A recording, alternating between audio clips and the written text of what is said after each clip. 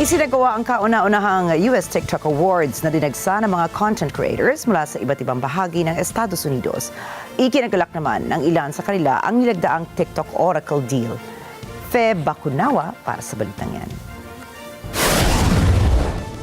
Ilang oras matapos lagdaan ng TikTok, ang deal nito na ibigay ang US operations ng kumpanya sa Oracle, isinagawa naman ng social media platform ang kauna-unahang awarding ceremony nito sa Estados Unidos. Dinagsa ng mga TikTok stars ang nasabing show na ginanap sa Hollywood Palladium. Ikinagalak rin nila ang pananatili ng social media app sa Amerika. I love the platform and I'm super excited to be part of it, so obviously I'm very happy to stay. I didn't think it was going nowhere in the first place. Even if we was to go to a different platform, the community that's been built on TikTok, anywhere was going to be strong. I really hope that the new investors are faithful to the creators and we just keep doing what we do. Sa kabuuan, nasa 14 na mga parangal ang ibinahagi sa ceremony. Inuwi ng food reviewer na si Keith Lee ang Creator of the Year Award. Hindi naman ito napigilan na maluha sa pagtanggap niya ng parangal. To be able to highlight small businesses around the country, in different countries, the underdog, to show the people who really need the spotlight.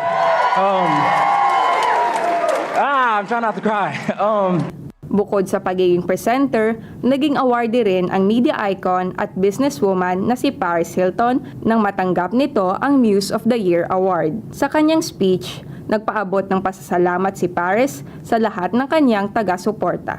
To be a muse means to inspire, and I've always believed that your sparkle is your power. Bago magtapos ang programa, nagbigay muna ng kamanghamanghang performance ang Grammy-winning artist na si Ciara. Inanunsyo rin ng TikTok na magbibigay ito ng $50,000 na donasyon sa non-profit organization na Feeding America. Ang US TikTok Awards 2025 na may temang New Era, New Icons ay binuo upang bigyang pugay ang mga creators na di lamang nalilimitahan sa paggawa ng content, kundi nakakapagbigay din ng inspirasyon sa kanilang mga manonood. Fe Bacunawa para sa Mata ng Agila International.